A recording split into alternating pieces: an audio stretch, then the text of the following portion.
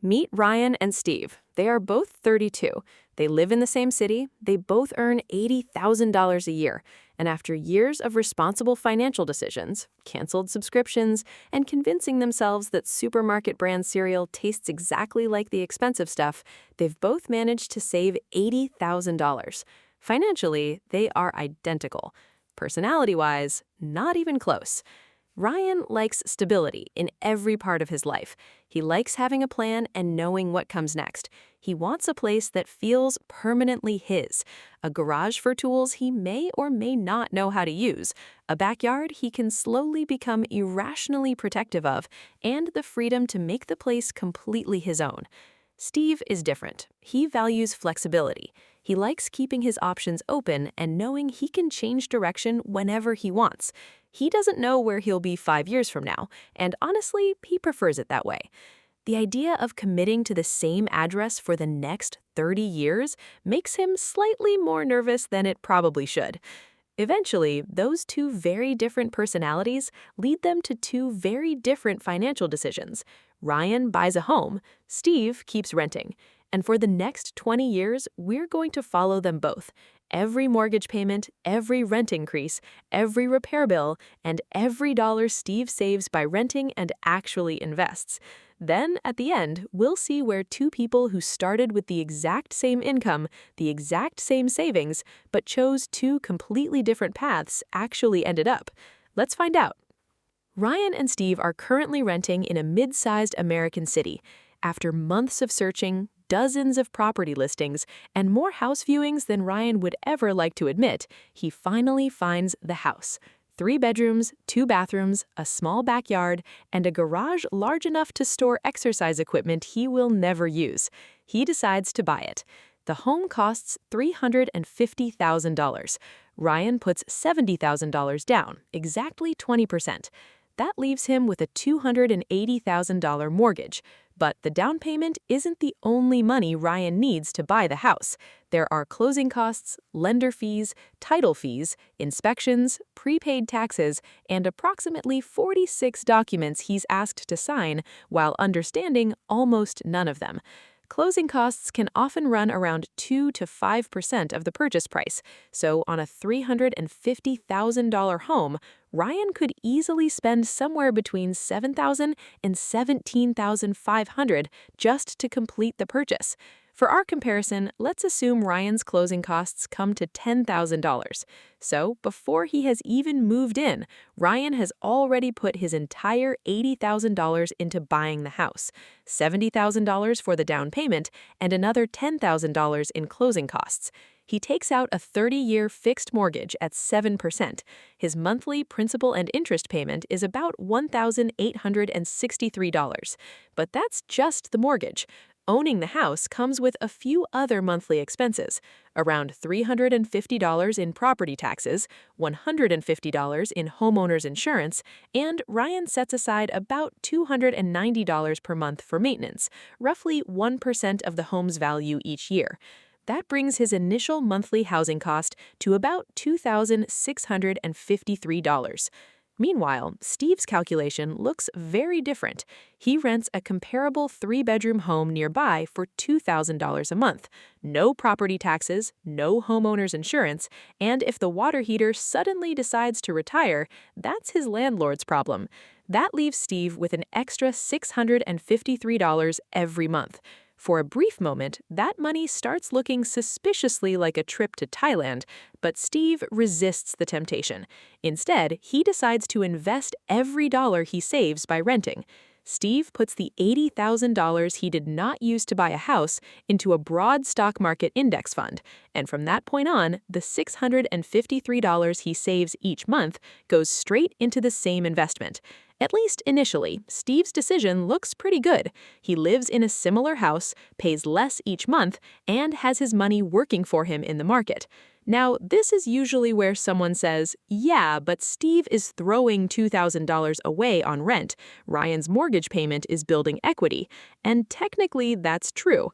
But there's a small problem. Especially in the early years, Ryan's mortgage builds equity painfully slowly.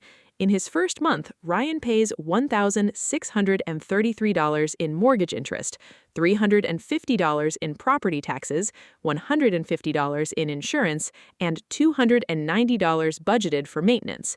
So, out of Ryan's total $2,653 monthly housing cost, only about $230 actually goes toward building equity. The other $2,423 is simply the cost of owning the house. Meanwhile, Steve pays $2,000 in rent. Yes, that rent builds no equity, but calling rent throwing money away while pretending mortgage interest, property taxes, insurance, and roof repairs are investments is creative accounting. Now let's fast forward 3 years. Ryan has made 36 mortgage payments, built up some equity, and learned one of the first lessons of homeownership. When you own the house, every strange noise suddenly has financial consequences. One Saturday, the water heater stops working. Ryan watches a video titled, "Easy Water Heater Fix, Anyone Can Do This." 4 hours later, he calls someone who actually can. The repair cost him a few $100s. Fortunately, expenses like this are exactly why Ryan has been budgeting for maintenance. After 3 years of mortgage payments, Ryan's mortgage balance has fallen from $280,000 to about $270,835. He has paid down just over $9,000 of principal. Now, let's assume his home has appreciated at between 3 and 4% per year. The house is now worth somewhere between $382,000 and $394,000. That leaves Ryan with approximately $112,000 to $123,000 in home equity. That is real wealth. Meanwhile, Steve has paid $72,000 in rent, but his original $80,000 has remained invested. At a 10% annual return, that initial investment alone has grown to roughly $106,000. Steve has also continued investing the monthly difference. Add those contributions and their growth, and his portfolio is now worth roughly $130,000. So, after 3 years, the result is surprisingly close. Ryan has built substantial home equity. Steve has built a substantial investment portfolio. Ryan can paint the living room whatever color he wants. Steve can move next month. But as the years go by, the costs on both sides begin to change. Ryan's principal and interest payment remains fixed, but that doesn't mean the total cost of owning his home stays exactly the same. As the value of the property rises, his property taxes rise. With it, insurance gets more expensive, and as the house gets older, the repair bills start becoming more ambitious. Meanwhile, Steve has a growing expense of his own, rent. He starts out paying $2,000 a month, but every year his rent creeps a little higher. $2,000 becomes $2,060, then roughly $2,122, then a little more the year after that. Nothing about the house has changed except the amount leaving Steve's bank account every month. Apparently, his landlord is also a big believer in compound growth, and with rent increasing by around 3% each year, the $653 monthly advantage Steve started with slowly begins to disappear. And this is where time starts working in Ryan's favor. The principal and interest portion of his mortgage stays fixed, while Steve's rent keeps climbing. But Steve still has one major advantage we haven't fully accounted for. Steve's original $80,000 has been invested in the stock market this entire time. And that brings us to one of the biggest factors in this comparison: opportunity cost. At a 10% annual return, that $80,000 has the potential to grow dramatically over the next 2 decades. And that's before counting any additional monthly investments. That doesn't mean Ryan is losing out. His money went toward a home that was also appreciating and building equity. But that $80,000 had an alternative use, and an honest comparison has to count it. Now let's jump to year 10. Ryan is 42. His home, appreciating at between 3% and 4% per year, is now worth somewhere between roughly $470,000 and $518,000. After 10 years of mortgage payments, his remaining loan balance is about $240,000. That leaves Ryan with roughly $230,000 to $278,000 in home equity. He now walks around the property with the confidence of a man who owns about half of every brick. Over the decade, he has also spent money maintaining and repairing the house. Some of that improved the property. Some of it simply stopped the property from slowly returning to nature. Steve, meanwhile, has kept investing. At a 10% average annual return, his original $80,000 alone is now worth roughly $207,000. And throughout those 10 years, he has also invested the money he saves each month by renting. That amount started at $653 a month, but gradually became smaller as his rent increased by 3% each year. Add those monthly investments and their growth to his original $80,000, and Steve's portfolio is now worth roughly $290,000.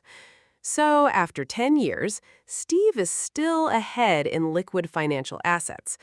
But something important has changed. His rent is no longer $2,000. After 10 years of 3% annual increases, it's approaching $2,700 per month. Ryan's principal and interest payment? Still about $1,863. Now, let's go to year 20. Ryan and Steve are 52. Ryan's home, appreciating between 3% and 4% per year, is now worth somewhere between roughly $632,000 and $767,000. His mortgage balance has fallen to about $160,000. That leaves him with somewhere between roughly $472,000 and $606,000 in home equity. Steve's portfolio has also been compounding for 20 years. His original $80,000 alone is now worth roughly $538,000 at a 10% annual return. And that doesn't include the additional money he invested during the years when renting was cheaper. Add those monthly investments plus the returns they earned, and Steve's total portfolio is now worth roughly $750,000. So after 20 years on pure net worth, Steve has come out ahead. But their wealth looks very different. Steve's is much easier to access. Ryan cannot sell 8% of the kitchen, at least not without creating some serious questions from future buyers. But Steve still has one cost that never disappears: rent. After 20 years of 3% annual increases, his original $2,000 rent is now around $3,600 per month. Ryan has only 10 years left on his mortgage. Steve's rent has no finish line. But Steve's result comes with one very important condition. He actually had to invest the difference every month for decades. When the market rises, you invest. When it falls 30%, you invest. When financial news announces the end of capitalism for the fourth time that decade, you invest. The spreadsheet assumes discipline. Human beings often have other plans. The money he was supposed to invest becomes a nicer car, a few holidays, a slightly more expensive lifestyle. And 10 years later, the investment portfolio that looked fantastic in the spreadsheet somehow never made it out of the spreadsheet. A mortgage, on the other hand, creates a form of forced saving. Ryan doesn't decide every month whether he feels like building equity. The bank has already made that decision for him. And behaviorally, that matters. But buying has weaknesses of its own. The first is time. If Ryan had sold after only 3 years, the closing costs going in, selling costs coming out, and interest-heavy early mortgage payments could easily have wiped out much of his advantage. Buying generally needs time for the numbers to work in your favor. The second issue is mobility. Imagine that several years into their journey, both Ryan and Steve receive incredible job offers in another state. Steve's decision is relatively simple. He gives notice, packs, and leaves. Ryan can move too, but he has another decision to make. He can sell the house, which means dealing with selling costs and finding a buyer, or he can rent the house out and move.